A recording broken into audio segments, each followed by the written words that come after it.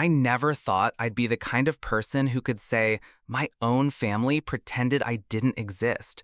But last year, I learned exactly what that feels like. It started with a wedding, my younger sister's wedding to be exact. You'd think a wedding would be a happy occasion, a celebration of love, family, and unity. But in my case, it was the day I officially realized that my family didn't consider me worth a chair at their table. I'm the oldest daughter, 32 years old, living in Portland, Oregon. My sister, Amy, is 27. She's the golden child, the one my parents always doted on. Growing up, I was the babysitter, the homework helper, the hand-me-down giver. She was the princess.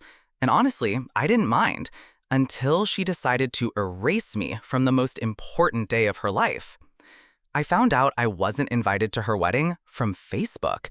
A cousin tagged me in a post. Can't wait for Amy's big day. At first, I thought it was a random shower or maybe an engagement brunch, but then I saw the date, the venue, and a caption about how she couldn't wait to walk down the aisle. My jaw actually dropped. I scrolled through the comments with a knot tightening in my chest. Friends from high school, people I barely remembered, even her old college roommate were gushing, so honored to be there, and counting down the days. Meanwhile, I hadn't even received a text. I called my mom, half convinced it was some mistake. Maybe they had sent the invitation to an old address, maybe the mail had lost it. My mom's voice on the other end was too calm, too casual. "Oh, honey, it's just, you and Amy don't really get along, and she didn't want any negativity at her wedding. It's just a wedding, don't overreact." I sat there clutching the phone like it had burned me. Don't overreact? This wasn't about forgetting to invite a random coworker. This was my family, my sister, and they had decided, in unison, that I wasn't worth a chair at their table? I asked my mom if my dad agreed. She hesitated, then muttered, "We just want Amy to have her day." That was answer enough. That night, I sat in my apartment staring at my fridge. I had cleared space for the save the date magnet I assumed would arrive. It never did. Instead, my fridge looked back at me with a blank, empty surface, like a cruel reminder that my presence wasn't needed. The more I thought about it, the more the humiliation spread. Family dinners, phone calls, casual conversations, all of them carefully hiding the secret from me. They had coordinated to keep me in the dark. I replayed moments where Amy had smiled at me across the table, knowing full well she was planning a wedding I wasn't invited to. I tried calling Amy directly. She answered, and when I confronted her, she didn't even pretend to feel guilty. She laughed. "You're always so sensitive. Honestly, I didn't invite you because you'd probably make it about yourself, and I want a stress-free wedding." I sat in silence, gripping the phone so hard my fingers ached. Make it about myself? This from the girl who once stormed out of Thanksgiving because my mom served pumpkin pie before apple. That night, I cried harder than I had in years, not because I desperately wanted to be at her wedding, but because I finally understood my place in this family, the outsider, the scapegoat, the convenient villain in Amy's princess story. And once I accepted that, something inside me began to shift. When I confronted Amy, she didn't even flinch. "You're always so dramatic," she said, her voice dripping with the same condescension she'd perfected since we were kids. "You'd probably make it about yourself. I don't need that energy at my wedding." Her words cut sharper than she realized. Make it about myself? I wanted to shout back every sacrifice I had made for her. The nights I stayed up quizzing her for exams, the weekends I spent driving her to soccer practice when our parents were too busy, the rent I once covered when she lost her job. I had been her safety net, her backup plan, and now I was just negative energy. I tried reasoning with her. "Amy, I'm your sister. Don't you think I deserve at least an invitation?" She rolled her eyes. I swear I could hear it through the phone. "You always think everything is about fairness. Newsflash, it's my wedding, not yours.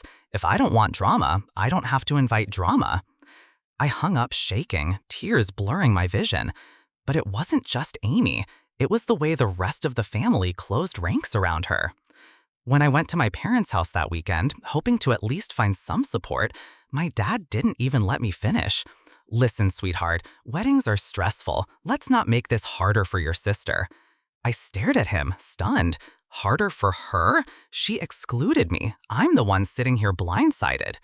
He shifted uncomfortably, staring down at his coffee.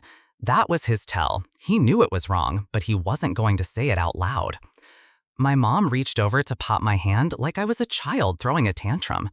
You've always been strong, honey. You don't need this. Let Amy have her day. That was the part that broke me. The subtle but unmistakable message, your feelings don't matter because Amy's happiness matters more. Then came my aunt, never one to miss a chance to play peacemaker while secretly stirring the pot. She called me the next day and said, "Maybe it's for the best. You two always clash. You know how you are with Amy." Clash? That word sat in my chest like a stone. What they called clashing was just me refusing to bow down to Amy's entitlement. She demanded the spotlight, and I was the one person unwilling to hand it over every time. And for that, I was painted as difficult, dramatic, toxic, take your pick. By the time that weekend ended, I understood something painfully clear. My family wasn't interested in fairness, truth, or even love. They were interested in keeping Amy comfortable, even if that meant tossing me aside like an old sweater. I drove home that night gripping the steering wheel, my face hot with anger. Every mile I put between myself and their house, the more a thought crystallized in my mind. I couldn't fight for a place at their table anymore. If they didn't want me there, I'd stop begging. The realization was both devastating and liberating. For the first time in years, I felt something unfamiliar creep in, the possibility of choosing myself instead of waiting to be chosen by them. After that weekend, I sat in my apartment replaying every conversation in my head. The humiliation burned, but beneath it was a spark of something else, defiance. If they didn't want me at the wedding, fine. I wouldn't sit home sulking like they probably imagined. I would write myself out of their story entirely and start a new one. So I opened my laptop and booked a ticket to Maui. Not economy, not a middle seat in the back, first class. A beachfront Airbnb popped up on the screen, all white curtains and ocean views. Click. Reserved. Within an hour, my calendar wasn't blocked out for Amy's big day anymore. It was blocked out for my escape. The decision felt reckless and thrilling at once. I hadn't taken a real vacation in years. I'd been the dependable one, saving money, covering emergencies, being on call whenever someone in the family needed me. But this time, I was going to blow my savings on sunsets, pina coladas, and absolute silence from people who saw me as drama. When I told a friend about my plan, she nearly spit out her coffee. "Wait, you're ditching the wedding for Hawaii?" I shrugged. Wasn't invited anyway. She laughed so hard she had tears in her eyes. That's savage. I love it. And that was the point. I wasn't running away. I was reclaiming the narrative. If Amy wanted a wedding without me, she'll get it, but not the way she pictured. The week leading up to the wedding, I posted little hints online. My suitcase laid out with swimsuits, a travel pillow, a fresh passport wallet. My cousins started liking the posts. I knew word would trickle back. It made me smile to imagine Amy scrolling through her phone, realizing I wouldn't be anywhere near her carefully curated day. While they were rehearsing vows in some stuffy country club, I was boarding a plane with a glass of champagne in hand. As the wheels lifted off the runway, I felt lighter than I had in years. For once, my life wasn't orbiting around their approval. And as Maui's shoreline came into view, glowing gold in the afternoon sun, I thought to myself, best uninvitation ever. Here's where the irony comes in. Amy's wedding, the one I was supposedly too negative to attend, unraveled faster than a cheap tablecloth. From the very beginning, things went wrong. First, Jason's family, the groom's side, clashed with ours. His mother hated the venue, called it tacky, and his cousins mocked the decor. My uncle, already 2 drinks in before the ceremony, muttered loudly that the groom looked like he was about to bolt. People shifted uncomfortably in their seats, while Amy, in her lace gown, pretended not to hear. Then the food arrived. Amy had spent months bragging about her elegant menu, but the caterer messed up spectacularly. Half the guests got overcooked chicken instead of salmon. One table was left waiting for nearly an hour. The kids complained. Someone spilled red wine on the white carpet. By the time dessert was served, people were openly grumbling. But that wasn't even the real disaster. The true implosion happened at the reception. Jason disappeared halfway through the evening. Amy thought he was in the bathroom, fixing his tie. But whispers started to ripple across the room. A bridesmaid came back looking pale, and within minutes, the truth spread like wildfire. Jason had been caught making out with one of the bridesmaids in a stall on his wedding night. Gasps, stares, then chaos. Amy's shrill voice carried across the hall as she stormed into the corridor. Guests tried to smooth things over, but Jason's family, furious and embarrassed, stormed out. Some even shouted at my parents, blaming them for raising a spoiled, impossible bride. The DJ tried to keep the music going, but people were already gathering their coats. By midnight, the dance floor was empty, the cake barely touched. Amy sat at the head table with mascara running down her cheeks, her dress stained from spilled champagne, sobbing into her hands. The photographers, realizing the night was unsalvageable, packed up early.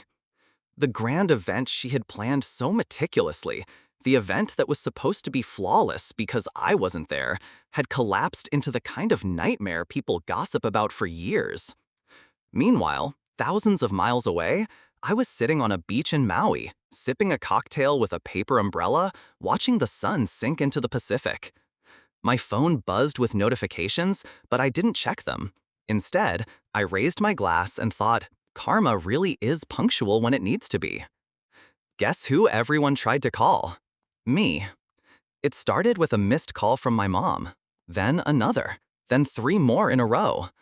At first, I thought someone was sick, but when I finally glanced at the preview of her voicemail, it was her shaky voice saying, "Your sister needs you right now. Please, be the bigger person."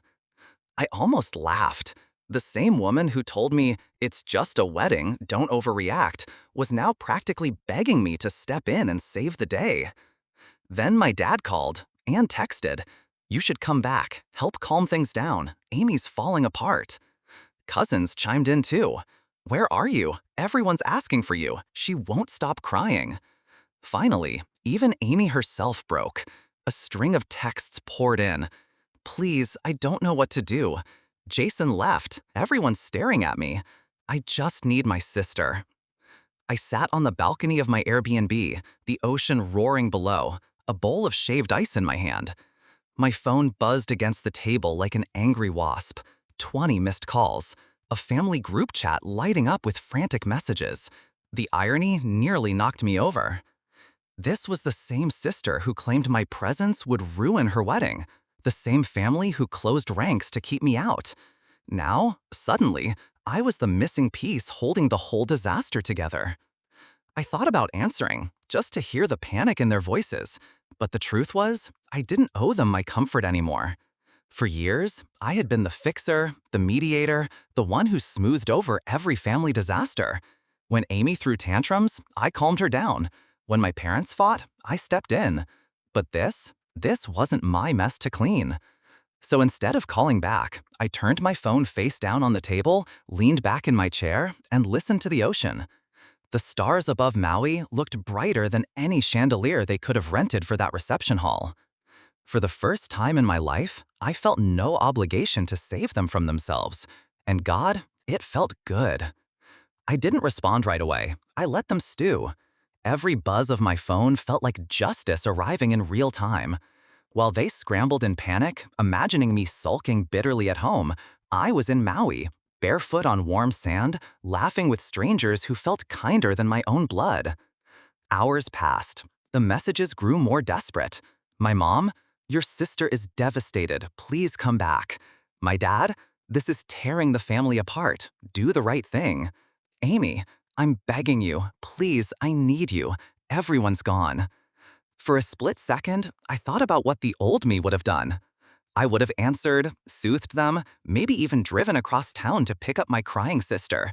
Despite the insults, despite the exclusion, I would have been the safety net, again. But as I stood on that balcony, the ocean wind in my hair, I realized how exhausting it had been to always carry people who never once carried me.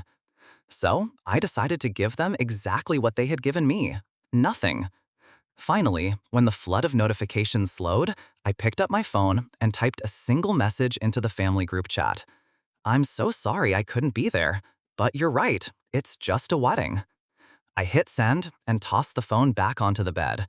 That was it. No speeches, no explanations, just their own words turned neatly back on them. Later that night, I joined a luau on the beach. Music, fire dancers, the scent of roasted pork in the air. At one point, a woman handed me a drink and said, "You look like you just let go of something heavy." I laughed. "You have no idea." As the drums echoed and the fire spun in the dark sky, I realized I wasn't just skipping a wedding.